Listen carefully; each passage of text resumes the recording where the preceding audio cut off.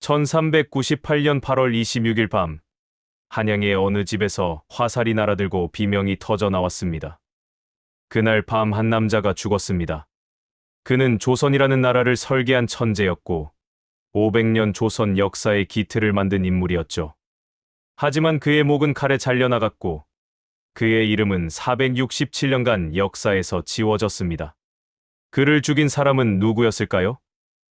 바로 함께 혁명을 꿈꿨던 동지 이방원이었습니다. 왜 동지가 동지를 죽여야 했을까요? 조선 건국 뒤에 숨겨진 배신과 복수, 권력과 야망의 이야기. 지금부터 그 충격적인 진실을 공개합니다. 역사는 때론 아이러니합니다. 나라를 세운 영웅이 역적으로 몰리고 역적으로 몰린 인물이 수백 년 뒤 영웅으로 재평가받기도 하죠. 오늘 만나볼 두 사람, 그들의 관계는 동지에서 적으로, 협력자에서 암살자와 피살자로 변했습니다. 한 사람은 왕이 되었고 다른 한 사람은 참수당했습니다. 그런데 놀랍게도 둘 다 같은 목표를 위해 싸웠던 사람들이었죠. 지금부터 조선 건국의 뒤편에 숨겨진 피로 얼룩진 권력 투쟁의 실체를 들여다보겠습니다. 태조 이성계의 다섯째 아들로 태어난 한 왕자가 있었습니다. 그의 생모는 한씨였는데 이분은 무려 8남매를 낳으셨죠. 이 왕자에게는 친어머니 외에도 또 다른 어머니가 계셨습니다. 바로 아버지의 두 번째 부인 강씨였습니다. 강씨는 두 아들과 한 딸을 두셨는데 이 여인이 훗날 왕자의 운명을 완전히 뒤바꿔 놓게 됩니다. 당시 이성계 집안의 처지를 살펴볼까요? 공건적을 물리치고 왜구를 격퇴한 영웅 가문이었지만 고려 중앙 권력의 핵심에는 끼지 못했습니다. 동북 변방 출신의 신흥 무인 세력이었으니까요.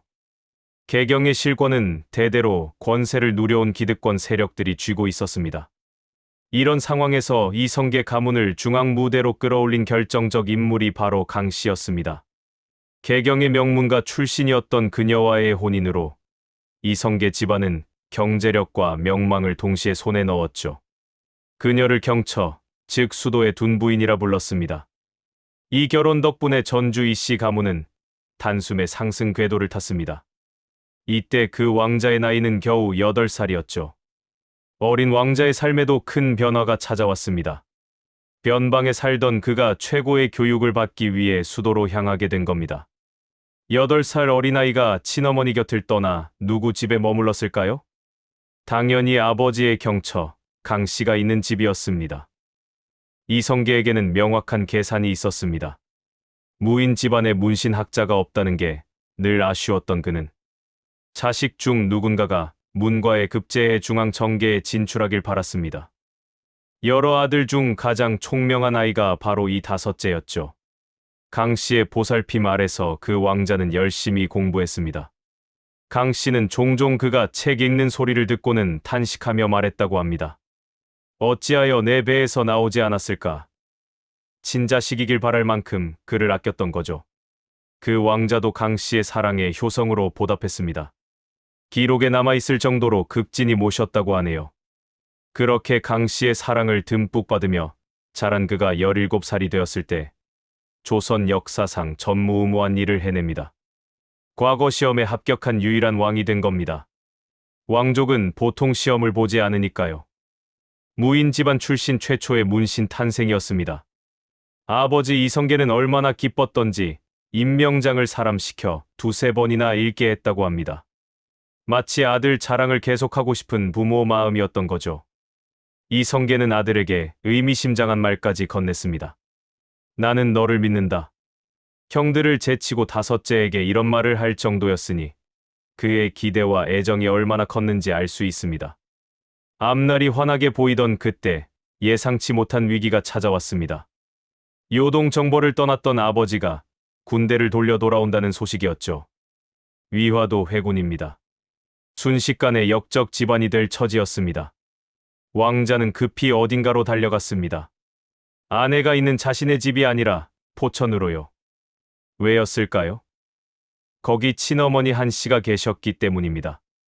어머니를 모시고 다시 향한 곳은 강씨의 집이었습니다. 자신을 친자식처럼 키워준 또 다른 어머니에게 피신한 거죠. 추적의 손길을 피해 가족을 지키던 그에게 드디어 좋은 소식이 들려왔습니다. 아버지가 개경을 장악했다는 것이었죠. 그의 기지 덕분에 가족이 무사했고 이성계 집안은 하루아침에 고려 최고 권력자가 되었습니다. 하지만 얼마 후 온 나라를 뒤흔든 충격적인 사건이 벌어졌습니다. 선죽교에서 한 사람이 피를 흘리며 쓰러졌죠. 피해자는 정몽주였습니다. 그를 죽인 사람이 누구였을까요? 바로 그 왕자 이방원이었습니다.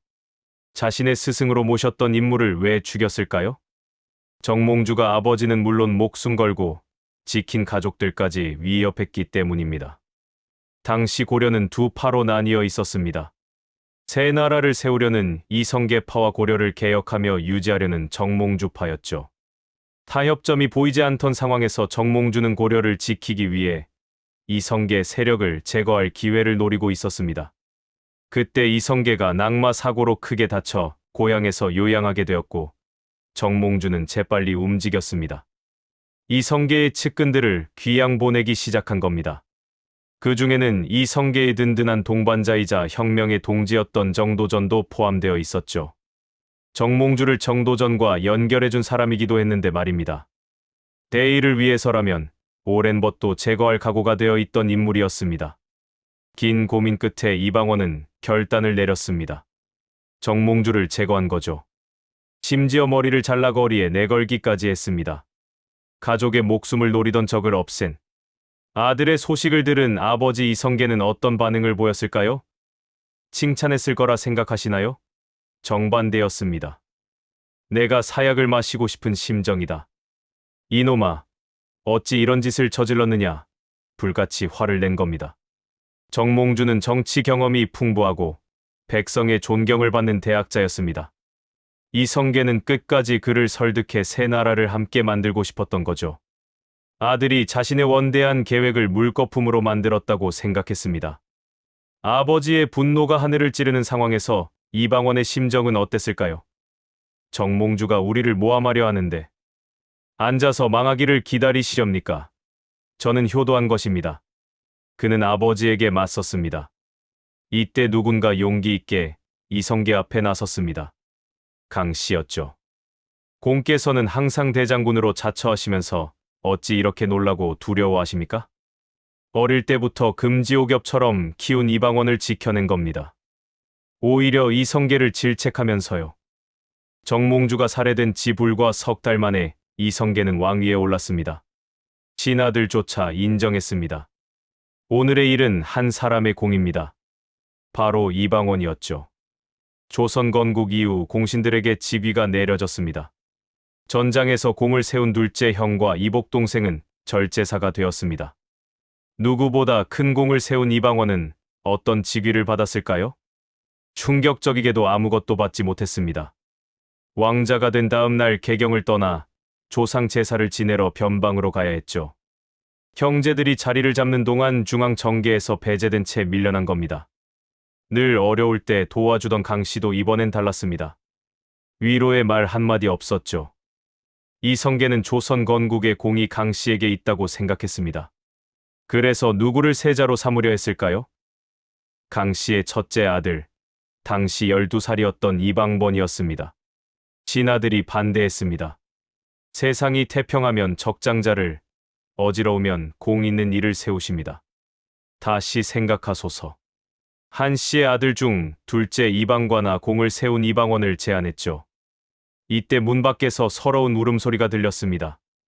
모든 상황을 엿듣던 강씨였습니다. 신하들이 자신의 자식이 아닌 죽은 한 씨의 아들을 세자로 삼으려 한다는 걸 알고 운 거죠. 이성계는 신하들과 팽팽히 맞섰습니다. 전하의 아들이고 제 아들입니다. 살아있는 왕비의 소생인데 무슨 분란이 생기겠습니까? 신하들은 땅에 엎드린 채 꼼짝하지 않았습니다. 이때 한 신하가 다른 의견을 냈습니다. 강씨의 둘째 아들 이방석이 좋겠습니다. 적장자도 아니고 공을 세운 이도 아닌 겨우 11살 소년이 세자가 되었습니다. 온갖 힘든 일은 자신과 형들이 다 했는데 조선이 건국되자 공신은커녕 세자 책봉에서도 완전히 배제되었습니다. 의붓동생에게 모든 기회를 빼앗긴 거죠. 친엄마보다 더 엄마처럼 보살펴주던 강씨. 그 모든 게 자기 아들을 왕으로 만들려는 계획이었나 싶어 배신감이 컸을 겁니다. 아버지의 냉대, 어머니의 배신만이 아니었습니다. 조선 건국의 동지이자 스승으로 모셨고 목숨까지 구해줬던 정도전마저 강씨의 뜻에 동참했습니다. 당시 정도전은 이성계의 신임을 한 몸에 받는 명실상부한 조선의 이인자였죠. 그가 이제 이방원이 아닌 강씨 편을 든 겁니다. 정도전은 어릴 때부터 제왕 교육을 받은 인물이 세자가 되어야 한다고 생각했습니다. 어린 이방석에게 차근차근 교육을 시키면 자신이 꿈꾸던 재상 중심 정치를 실현할 수 있다고 믿었던 거죠. 반면 이방원은 이미 성인이 된 왕자였으니까요. 부자 관계가 냉랭한 상황에서 이성계가 이방원을 급히 불렀습니다. 명나라로 가달라는 것이었죠. 당시 명나라 가는 건 목숨을 걸어야 할 만큼 위험했습니다. 명나라와 외교 관계가 극도로 나빴거든요. 요동 정벌 시도 때문에 명나라는 조선을 의심하고 경계했습니다. 명나라는 조선에 공문을 보냈습니다. 1년에 3차례 하던 외교를 3년에 한 번으로 줄이겠다. 말만 마리를 바쳐라. 군사적 긴장감이 도는 가운데 외교 횟수까지 줄었습니다. 급히 사신을 보냈지만 입국조차 거부당했죠. 위기의 순간 이성계 머릿속에 떠오른 사람이 바로 이방원이었습니다. 유학을 공부하고 과거에 급제한 학식 높은 아들이라면 명나라에서도 현명하게 행동하리라 생각했던 겁니다. 감정이 좋지 않은 것과 위기 상황을 돌파할 인재를 찾는 건 별개니까요. 내가 아니면 답할 사람이 없다. 자신을 외면하던 아버지의 부탁에 이방원은 뭐라 했을까요? 어찌 감히 사양하겠습니까? 왕자를 보내는 건 인지를 보내는 것과 마찬가지였습니다. 이방원은 모든 걸 알면서도 가겠다고 했죠. 목숨을 건 외교를 성공적으로 마치고 돌아온 이방원. 드디어 중앙 정계로 들어올 수 있었을까요? 아무런 보상도 없었습니다. 여전히 정치권에서 배제된 채 지방 벼슬만 지내야 했습니다. 1396년 조선에 큰 사건이 벌어졌습니다. 이방원을 가장 경계하고 중앙 정치에서 배제시켰던 인물 신덕왕후 강씨가 세상을 떠난 겁니다. 왕비를 잃은 이성계는 너무 슬퍼했습니다. 무덤을 화려하게 꾸미고 공신에게 3년간 무덤을 지키라 명했죠. 심지어 궁궐에서 고개만 들면 보이는 도성 안에 무덤을 만들었습니다. 강씨의 죽음이 이방원의 상황을 나아지게 했을까요? 당시 기록을 보면 알 수 있습니다. 정도전 일파의 시기로 형세가 용납되지 못해 실로 남은 날이 얼마 없다. 생각되어 가슴이 답답하고 아무런 즐거움이 없었다. 강씨는 세상을 떠났지만 세자 이방석을 중심으로 세력을 키운 정도전. 일파가 호시탐탐 이방원의 숨통을 조이고 있었던 겁니다. 고립무원의 상황에서 궁지에 몰린 이방원의 숨통을 완전히 끊으려는 사건이 벌어졌습니다. 사병혁파였죠. 개인이 보유하던 병사를 없앤다는 뜻입니다. 사병은 나라가 위험할 때 빠르게 지킬 수단이 되기도 했지만 욕심을 품으면 적이 될 수도 있었습니다. 정도전은 자신이 다스리는 중앙군 외의 왕자들을 비롯한 반대 세력의 무력을 빼앗고 공식적으로 무장 해제시키려 했습니다. 정도전의 뜻대로 이방원은 사병을 빼앗겼고 무기까지 모두 반납했죠. 정치적 고립, 무력의 박탈, 호시탐탐 목숨을 노리는 정적들. 이방원이 생각한 방법은 무엇이었을까요? 1398년 8월 26일 저녁 궁궐에서 다급한 소식이 전해졌습니다. 아버지 이성계의 건강이 극도로 나빠졌으니 왕자들은 모두 궁으로 들어오라. 궁에 들어가던 도중 이방원의 시종이 허겁지겁 달려왔습니다. 지금 민씨 부인께서 가슴과 배가 몹시 아프십니다. 어서 오셔야겠습니다. 깜짝 놀란 이방원은 궁에 들어가다 다시 집으로 돌아갔습니다. 집에 도착한 이방원은 놀랐습니다. 아프다던 아내가 멀쩡했거든요. 정도전이 이성계가 아프다는 핑계로 왕자들을 모아 죽이려 합니다. 가시면 안 됩니다. 이방원은 어떻게 반응했을까요? 어찌 죽음을 두려워하여 대궐에 나아가지 않겠소? 더구나 여러 형들이 모두 대궐 안에 있으니 사실을 알리지 않을 수 없소. 아내의 조심하라는 말을 뒤로 한 채 경복궁으로 다시 갔습니다. 밤이 되어 궁궐엔 어둠이 내려앉았죠. 왕자들이 모두 모이자 내시는 말했습니다. 내전에 들어오되 시종은 데려오지 마십시오. 주변을 둘러보던 이방원은 수상한 기운을 감지했습니다. 밤인데 궁궐 등불이 모두 꺼져 있었던 겁니다. 배가 아프다며 자리를 벗어난 다음 형들과 함께 궁을 빠져나왔습니다. 그리고 이방원의 분노와 서름을 폭발시키는 난이 시작되었죠. 사병 혁파로 사병도 무기도 모두 없었는데 어떻게 난을 일으킬 수 있었을까요? 제게 무기가 있습니다. 사병을 빼앗기던 날 숨겨놓은 것들입니다. 아내 민 씨가 숨겨둔 갑옷과 무기를 꺼내 장수들에게 나눠줬습니다. 아내의 기지와 결단력 덕분이었죠. 왕자의 난에서 이방원의 칼이 제일 먼저 향한 곳은 어디였을까요? 조선의 2인자이자 그를 궁지에 몰아넣은 정적 정도전이었습니다. 정도전이 있는 곳을 알아내고 급습했죠. 깜짝 놀란 정도전은 이웃집으로 도망쳤지만 금세 들켰습니다. 정도전은 말했습니다. 예전에 공이 이미 나를 살렸으니 지금도 또한 살려주시고, 정몽주가 이성계 세력을 제거하려 했을 때 이방원이 정몽주를 죽이고 유배 떠난 정도전을 살려줬던 일을 떠올린 거죠. 그 말을 들은 이방원은 어떻게 했을까요? 수하를 시켜 그 자리에서 베어버렸습니다. 넷째 형까지 꺾은 이방원은 명실상부한 조선의 권력자가 되었습니다. 왕좌의 난을 일으킨 지 2년 4개월 만에 조선의 3대 왕 태종으로 등극했죠. 왕이 된 이방원이 오랫동안 칼을 갈아온 일이 있었습니다. 자신의 등에 칼을 꽂은 자들을 절대 잊지 않았고 복수했습니다. 진짜 복수 대상이 아직 남아 있었습니다. 바로 신덕왕후 강씨였죠. 이방원의 복수는 오랫동안 기다렸던 만큼 긴 시간에 걸쳐 철저하게 이루어졌습니다. 아버지가 죽고 1년도 안 되어 1409년 4월 13일 유교 나라에서 있을 수 없는 잔인한 명령을 내렸습니다. 무덤을 완전히 깎아 근적을 남기지 말라. 신덕왕후의 무덤을 파내고 훼손하라 명령한 겁니다. 눈만 들면 보이던 무덤이 얼마나 눈에 거슬렸겠습니까? 무덤을 파내 도성 밖 산기슭으로 옮겼습니다. 지금 성북구에 있는 정릉이 바로 그곳이죠. 무덤을 옮기면서 왕비 지위를 후궁으로 강등시켜 무덤도 능이 아닌 묘로 불렀습니다. 이후 신덕왕후의 제사는 왕실에서 모시지 않았고 능에 있던 성물은 떼어 건물 짓는 데 사용했습니다. 1410년 큰 홍수로 청계천 다리가 떠내려갔습니다.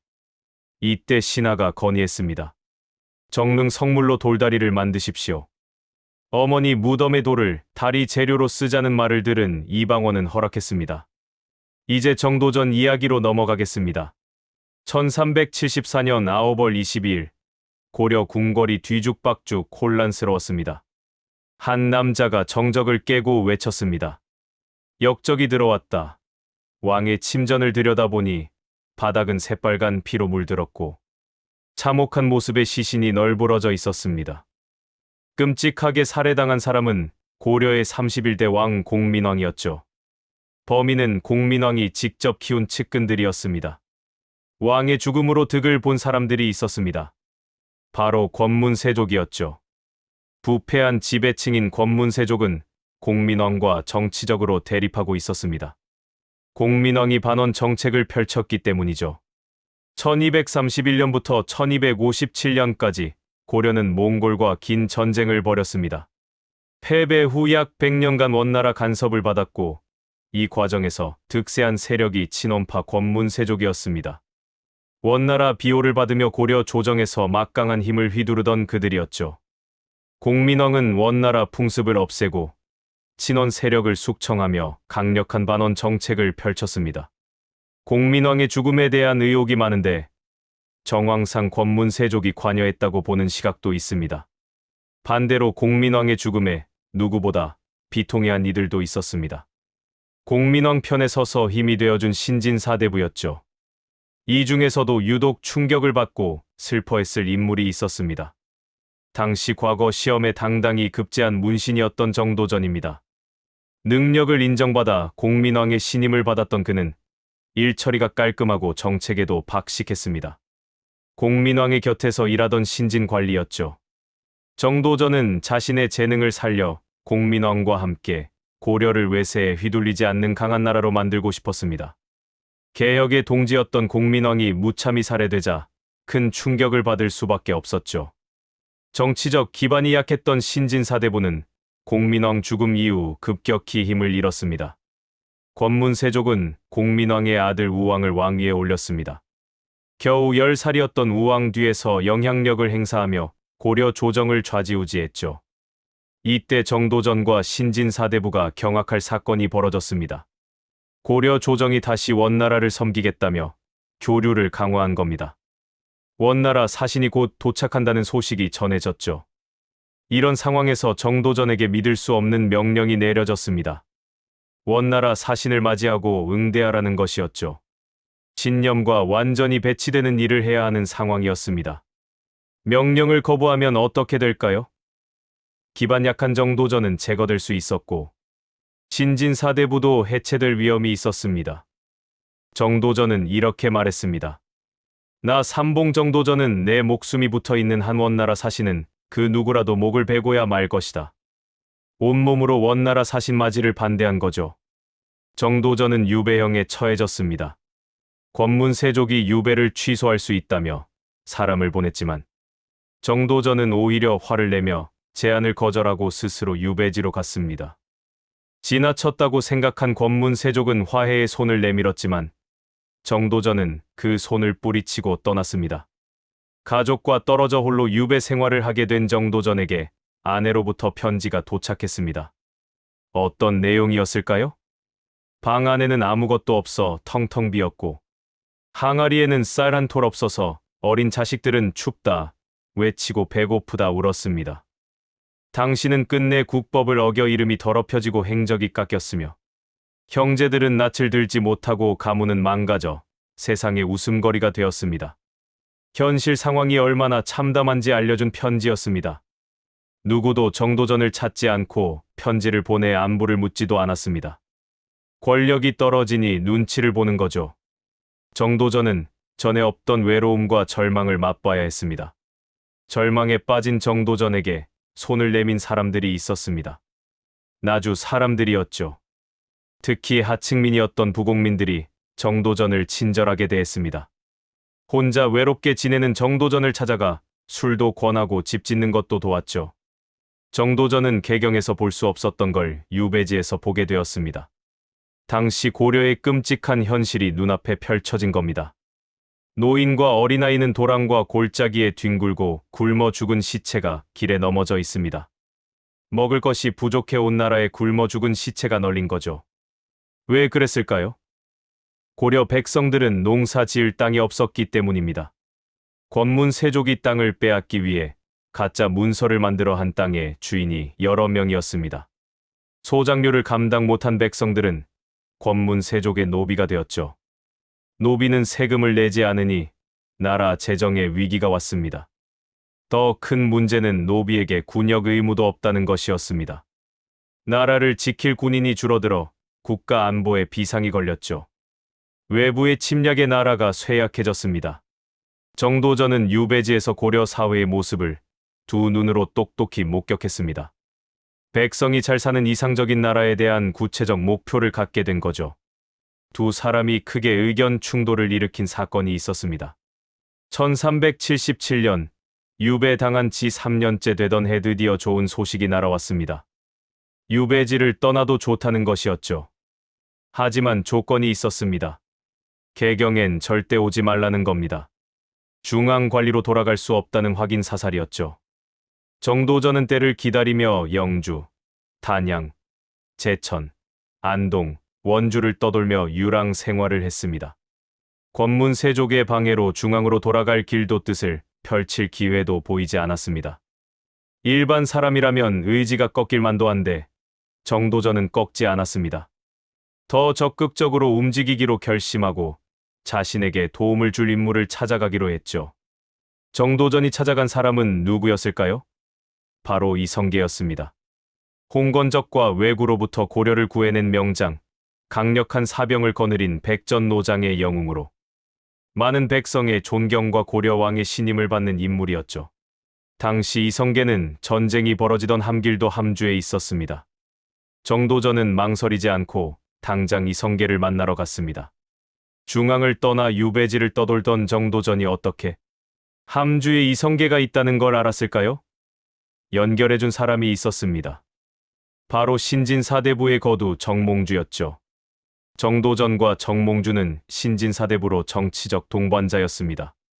정몽주 역시 썩은 고려를 바꾸고 싶은 마음은 같았으니까요. 정몽주의 도움으로 이성계를 만난 정도전은 이성계가 자신이 꿈꾸는 세상을 만들기 위해 꼭 필요한 인재란 걸 단번에 알아봤습니다. 이성계는 나라를 구한 영웅으로 존경받았지만 중앙 정계의 자리를 잡지 못하고 있었습니다. 동북 변방의 무장이었으니까요. 이성계 역시 자신을 도와줄 인재가 필요했죠. 고려의 개혁을 꿈꾼 정도전과 이성계의 운명적 만남이었습니다. 이성계와 만난 지 1년 뒤인 1384년, 정도전의 삶에 놀라운 변화가 생겼습니다. 권문세족에게 쫓겨났던 정도전이 무려 9년 만에 개경으로 돌아온 겁니다. 고려 중앙관리로 당당히 복귀한 거죠. 권문세족은 어떻게 된 걸까요? 누군가의 도움 덕분이었습니다. 바로 정몽주였죠. 당시 정몽주는 뛰어난 외교력으로 명나라 황제와 돈독한 인연을 쌓은 외교 전문가였습니다. 정몽주는 명나라로 갈 사신단에 누구를 추천했을까요? 정도전이었습니다.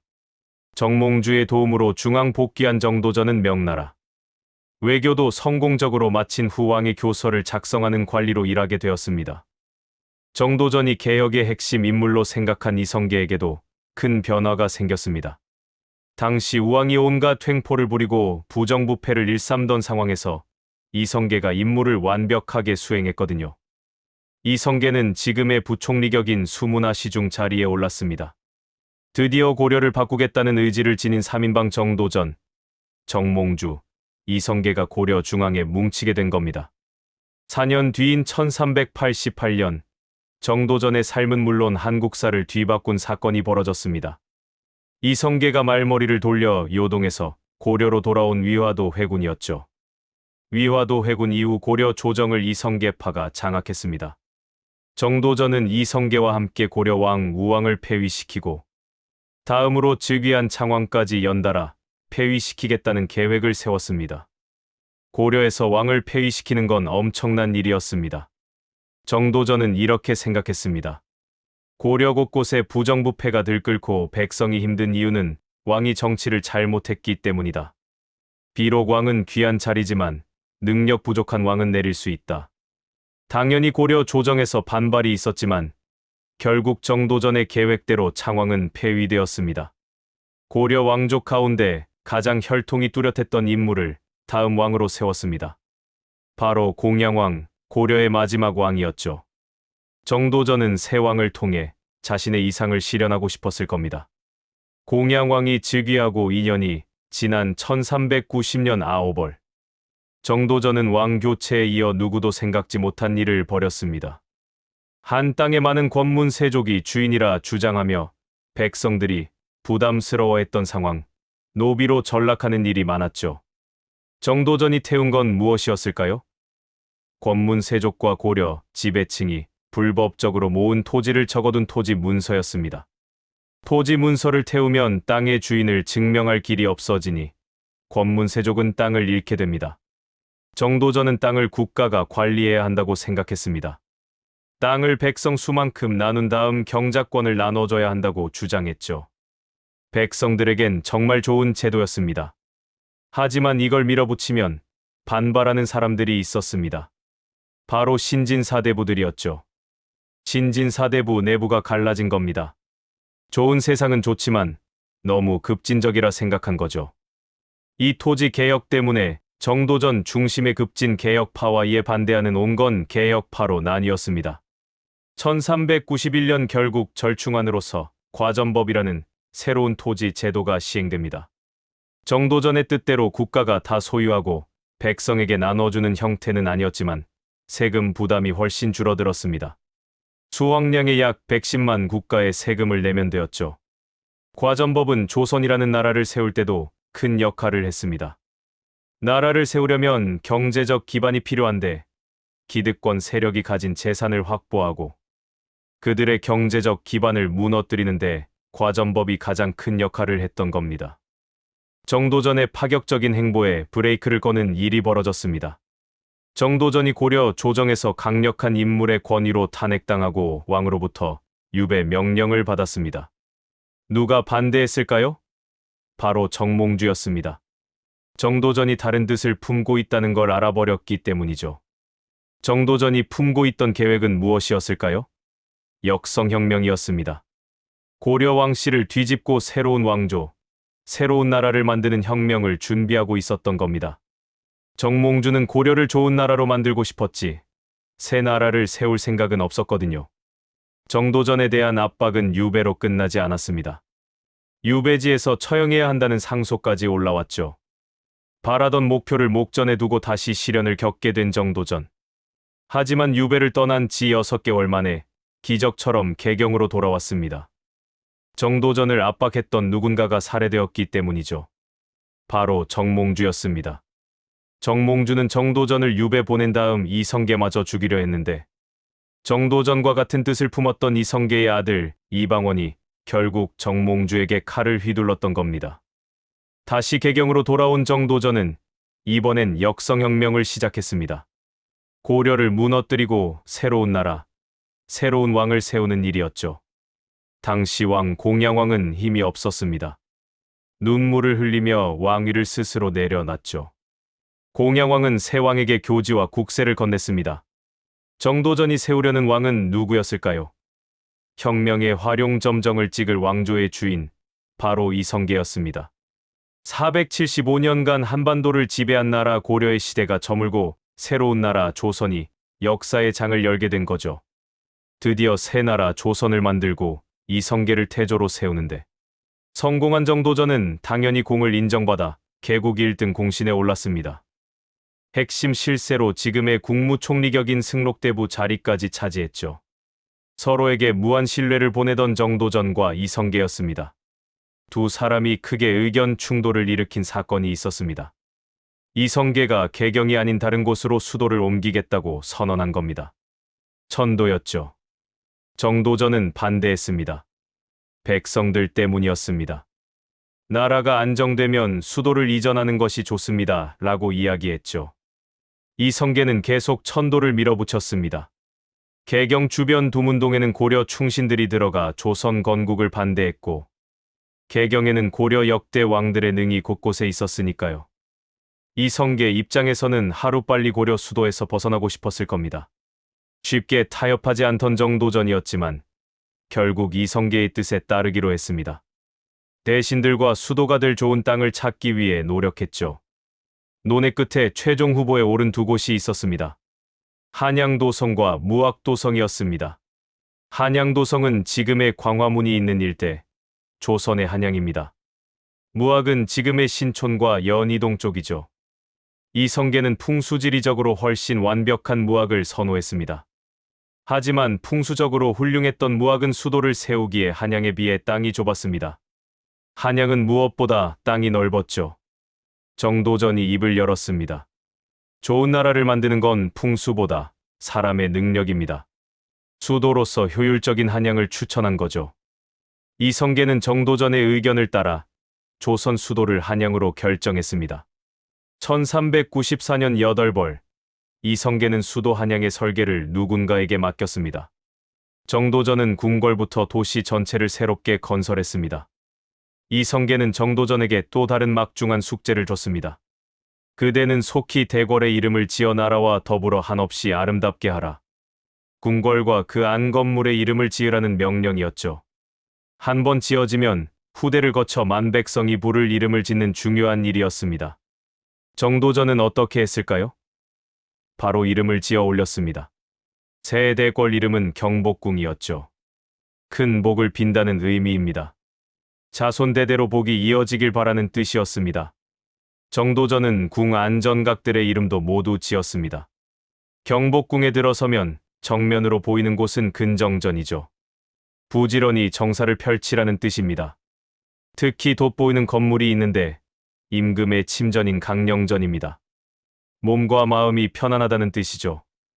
재미있는 건 왕에게 편하게 쉬라는 의미가 아니라는 겁니다.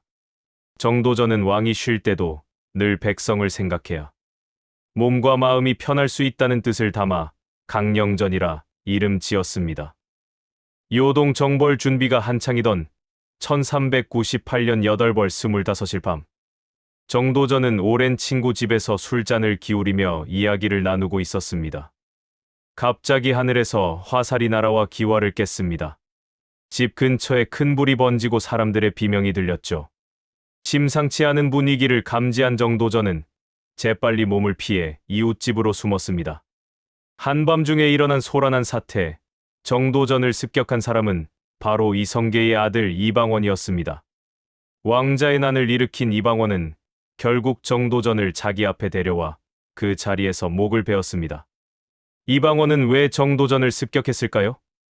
조선의 첫 세자 책봉 때부터였습니다. 이성계가 첫 번째 부인의 아들이 아닌 두 번째 부인의 막내 아들, 당시 8살밖에 안 된 이방석을 세자로 세웠기 때문이죠. 세자 책봉론의 자리에서 정도전이 이방석 책봉을 반대하지 않았습니다. 이방원 입장에서는 서운하거나 불만을 가질 수 있었겠죠. 이방원에 의해 어린 세자를 앞세워 권력을 탐했다는 역적으로 몰린 정도전은 결국 목이 잘리고 말았습니다. 정도전의 죽음 이후 조선은 큰 변화를 겪었습니다. 이성계가 왕의 자리에서 물러났죠. 2년 뒤 정도전을 죽인 이방원이 드디어 조선의 3대 왕 태종으로 즉위했습니다. 이방원은 정도전의 집을 없애고 그 위에 말을 기르는 관청을 만들었습니다. 정도전이 만든 경복궁에서 머물지 않고 새로운 궁 창덕궁을 만들어 그곳에 머물렀죠. 이후 정도전의 이름은 조선에서 거론조차 할 수 없는 금기어가 되었습니다. 정도전은 이방원에 의해 자신이 세운 조선에서 철저히 외면당하며 역사 속에서 잊혀졌습니다. 그로부터 467년 후 1865년, 정도전의 이름이 다시 조선 역사에 등장했습니다. 왜 정도전의 이름이 다시 언급되었을까요? 조선의 26대 왕 고종이 임진을 한 이후 273년간 방치된 궁궐을 다시 지으라고 명령했기 때문입니다. 어느 궁궐이었을까요? 바로 경복궁이었습니다. 경복궁을 복구하기 위해 기록을 찾던 중 정도전에 대한 기록을 발견한 겁니다. 방치되어 있던 경복궁의 재건과 함께 정도전의 이름이 467년 만에 세상 밖으로 부활한 순간이었죠. 사람들은 알게 되었습니다. 경복궁뿐만 아니라 한양도성을 설계하고 조선 건국에 큰 공을 세운 인물이 바로 정도전이라는 사실을요. 고종은 경복궁을 재건하면서 정도전에게 공신 칭호를 회복시켰습니다. 정도전을 지칭하는 다양한 이름들이 있습니다. 조선의 1등 공신, 조선의 설계자, 조선의 역적. 똑같은 인물이라도 시대 상황에 따라 어떤 관점으로 보느냐에 따라 그 인물에 대한 평가는 천차만별로 달라집니다. 비록 정도전이 왕자의 난에 사라지고 그 이름 자체가 금기어가 되었지만 정도전 같은 사람의 창조적인 생각들을 현재 우리가 끌어내는 노력이 필요하지 않을까요? 역사는 과거의 기록이지만 동시에 현재를 비추는 거울이기도 합니다.